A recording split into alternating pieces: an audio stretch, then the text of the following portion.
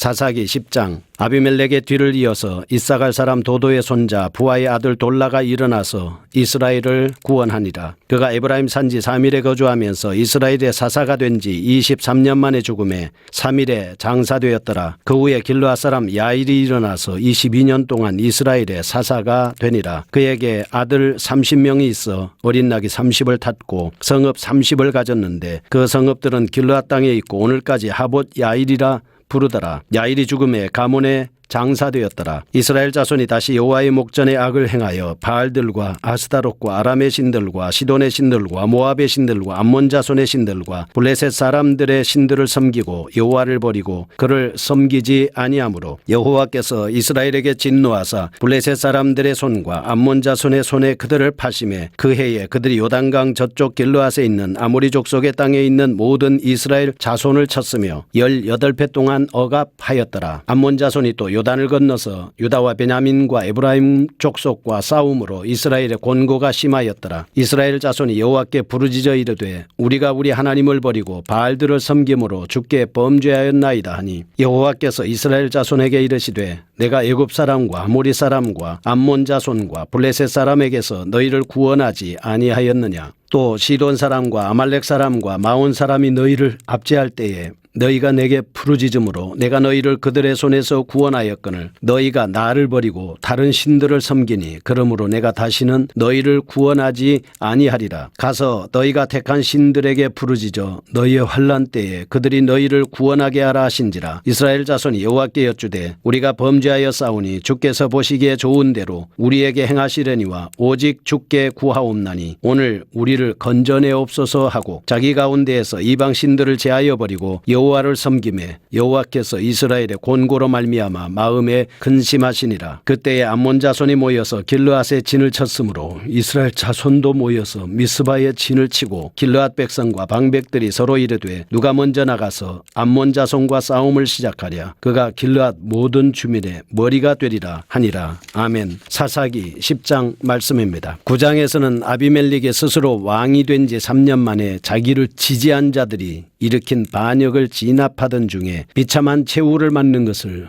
우리가 볼 수가 있습니다. 이러한 사건으로 인해서 이스라엘의 어수선함을 틈타서 빈번히 괴로움을 당하였었음을 우리가 볼 수가 있습니다. 그러한 때 두 사사가 나타납니다. 1절과 2절에 돌라, 3절과 5절에 나오는 야일입니다. 그러나 돌라와 야일이 죽자 이스라엘 백성들은 다시금 주위 모든 나라의 신들을 섬기기 시작합니다. 급기야 하나님께서는 그들을 암몬과 블레셋 족속들에 휘하여서 18년 동안 압제당하도록 만드셨습니다. 그러자 이스라엘 백성들은 하나님께 돌아와 회개하였는데 여기서 특이한 점은 전체 사사시대 중 10절에서 16절에는 이때 이스라엘 백성들이 가장 진지하게 하나님께 회개하였다는 것입니다. 회개가 압제로 인한 고통에서 비롯되었다는 측면에서는 그들의 회개가 여느 때와 별 차이를 보이지 않습니다. 그러나 10절을 보면 그들이 스스로 우상을 제거하고 하나님께로 돌아와 섬겼다는 점에서는 매우 진지하게 회개했다라고 하는 것을 알 수 있습니다. 17절과 18절에서 그들의 진지한 회개는 다시 사사들이 나타날 영적인 배경이 되었습니다. 실제로 다음 장에서 입다가 등장합니다. 이상과 같은 말씀을 통해서 볼 때 이스라엘 백성들은 사사시대에 반복되는 악순환을 볼 수 있습니다. 로마서 1장 20절에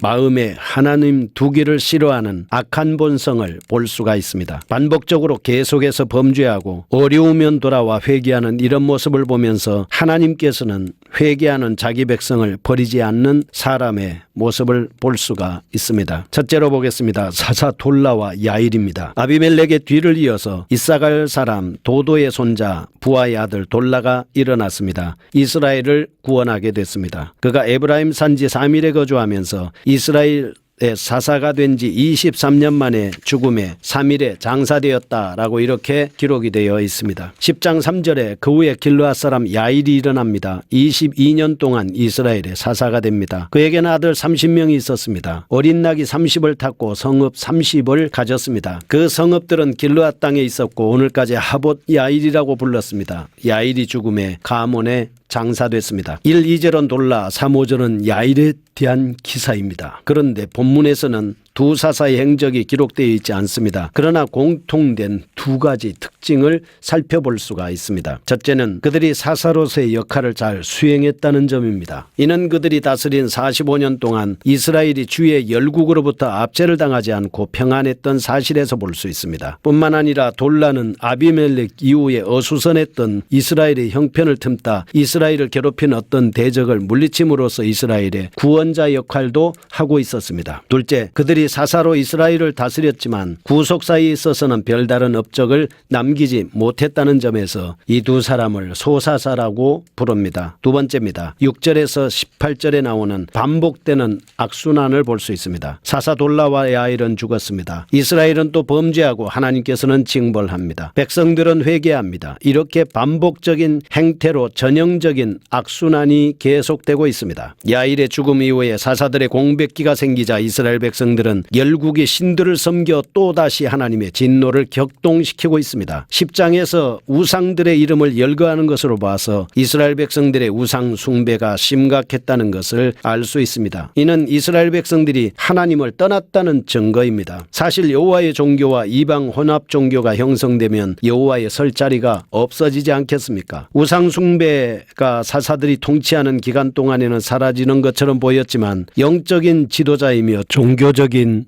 지도자인 사사가 죽자마자 이스라엘 백성들은 다시금 우상 숭배에 빠져 하나님을 떠나 영적인 침체기에 빠지게 됩니다. 7절에서 9절 말씀을 보면 이럴 때 하나님의 공의는 어김없이 징계의 도구로 남겨둔 족속들을 통해서 나타나고 있습니다. 10장 7절에 보면 여호와께서 이스라엘에게 진노합니다. 블레셋 사람들의 손 암몬 자손의 손에 그들을 팔아버립니다. 그의 그들이 요단강 저쪽 길르앗에 있는 아모리 족속의 땅에 있는 모든 이스라엘 자손을 쳤습니다. 18회 동안 이스라엘 자손이 억압을 당합니다. 암몬 자손이 또 요단을 건너서 유다와 베냐민과 에브라임 족속과 싸움으로 이스라엘의 곤고는 아주 심하게 됐습니다. 10절에서 16절을 보면 이러한 사건들이 이스라엘 백성들을 회개로 이끌어냅니다. 10장 10절 보면 이스라엘 자손이 여호와께 부르짖었습니다. 우리 하나님을 버리고 바알들을 섬김으로 우리가 주께 범죄하였습니다. 회개합니다. 여호와께서 이스라엘 자손에게 이르시되 내가 애굽 사람과 아모리 사람과 암몬 자손과 블레셋 사람에게서 너희를 구원하지 아니하였느냐. 또 시돈 사람과 아말렉 사람과 마온 사람이 너희를 압제할 때에 너희가 내게 부르짖음으로 내가 너희를 그들의 손에서 구원하였거늘 너희가 나를 버리고 다른 신들을 섬기니 그러므로 내가 다시는 너희를 구원하지 아니하리라 말씀합니다. 너희가 나를 버리고 다른 신들을 섬기니 다시는 구원하지 않겠다고 말씀하셨으니까 이 백성들이 이 사실을 듣고 택한 신들에게 부르짖어 너희의 환난 때에 그들이 너희를 구원하게 하라 이렇게 말씀을 하셨을 때 이스라엘 자손이 여호와께 여쭙니다. 우리가 범죄하였사오니 주께서 보시기에 좋은 대로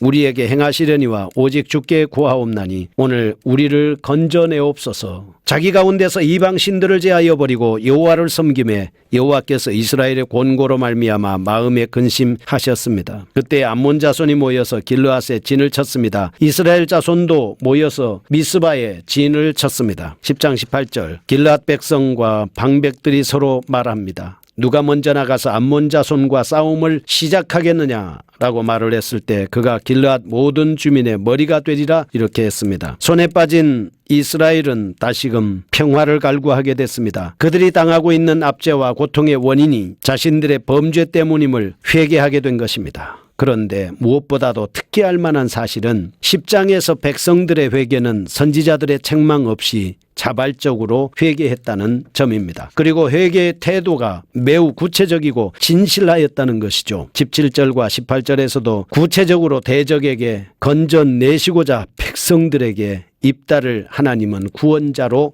보내주셨습니다. 잠깐 여기서 참된 회개의 본을 살펴보겠습니다. 참된 회개는 자신의 잘못이 무엇인가를 바로 깨닫는 것이 제일 먼저 요구됩니다. 그렇습니다. 자기 자신이 무슨 죄를 지었는지 깨닫는 것이 제일 중요하지 않겠습니까? 두 번째, 참된 회개는 회개의 대상이 누구인지를 올바로 깨닫는 것이 요구되고 있습니다. 회개의 대상이 누군지 올바로 깨달아야 되지 않겠습니까? 셋째, 참된 회개는 진실된 방향 전환이 뒤따라야 하는 것입니다. 회개는 했는데 예전처럼 똑같이 살고 있다라고 하면 회개했다는 합당한 증거가 없는 것 아니겠습니까? 이렇게 10장 10절에서 15절에 나타나는 이스라엘의 회개와 그 실정을 한번 살펴보겠습니다. 회개는 죄악을 버리는 것입니다. 그리고 하나님께로 돌아가는 것입니다. 회개는 먼저 영적인 전환을 통해서 마음과 생활이 완전히 하나님께로 전환되는 것을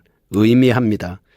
이런 전환은 하나님의 뜻에 따라 성령의 감동을 받고 진리를 깨닫는 것에서 시작한다고 볼 수가 있습니다. 그래서 이런 회개는 다음과 같은 근거를 가지게 되는 것이죠. 첫째, 하나님의 은혜에 근거를 둡니다. 죄를 저지른 이스라엘 자손들은 하나님 앞에서 음녀와 같았습니다. 그래서 그들의 죄악은 음란으로 비유되어 있었습니다. 그러나 하나님께서 은혜와 긍휼로 그들의 회개를 받아주시고 다시 구원하시는 것입니다. 두 번째, 하나님의 사랑에 근거를 둡니다. 이스라엘이 죄를 고백할 때 하나님은 사랑으로 그를 받아주셨습니다. 회개하는 사람을 사랑으로 받아주는 것, 그것이 바로 하나님이시라면 우리도 역시 마찬가지여야 되지 않겠습니까? 세 번째, 하나님의 구원의 근거를 둡니다. 이스라엘이 죄를 고백하고 하나님의 은혜에 의지하고 이방 신들을 떠날 때 하나님의 구원은 지체하지 않습니다. 절대적으로 주님을 의지하기 때문입니다. 10장에서 이스라엘 자손이 여호와께 부르짖는 과정에 대해서 다음과 같은 회개의 모습을 볼 수가 있습니다. 첫째, 10절입니다. 우리가 하나님을 버리고 하나님의 떠난 상태를 확인한 것입니다. 두 번째, 바알들을 섬김으로 주께 범죄하였나이다. 10절입니다. 죄의 구체적인 상태를 확인했습니다. 세 번째입니다. 주의 보시기에 좋은 대로 15절입니다. 절대자로서 하나님을 그들이 인정하고 있는 모습을 볼 수가 있습니다. 네 번째, 우리에게 행하시려니와 15절입니다. 하나님의 의로우신 판단과 그 처리를 인정하고 있습니다. 다섯 번째, 오직 구하옵나니 유일하신 하나님을 주로 고백하고 있습니다. 여섯 번째, 오늘날 우리를 건져내옵소서. 하나님 앞에 회개하면서 그들은 건져내달라고 하나님 앞에 부르짖어 회개하고 있습니다. 일곱 번째, 이방 신들을 제하여 버리고 여호와를 섬겼다. 16절에서 말씀을 하고 있습니다. 이것은 회개에 합당한 행위로 여호와께 돌아섰다라고 하는 것을 보여주고 있는 것입니다. 죄를 짓는 것 나쁜 것입니다. 그러나 회개하지 않는 것은 더 큰 문제이지 않겠습니까? 그러나 회개하고 돌아오면 내가 무슨 죄를 지었는지 어떤 일을 했는지라고 정확하게 진단하고 회개하고 주님 앞으로 돌아오면 하나님은 우리의 모든 죄를 용서해 주시고 영원한 속죄를 이루어 주셨습니다. 회개하라. 천국이 가까이 왔느니라. 아멘. 거룩하신 하나님 아버지, 회개하는 저희가 되게 하여 주옵소서. 무슨 죄를 지었는지 무엇을 잘못하였는지를 분명히 파악하고 회개하고 주님 앞에 돌아오는 저희가 되게 하여 주시옵소서. 예수님의 이름으로 기도합니다.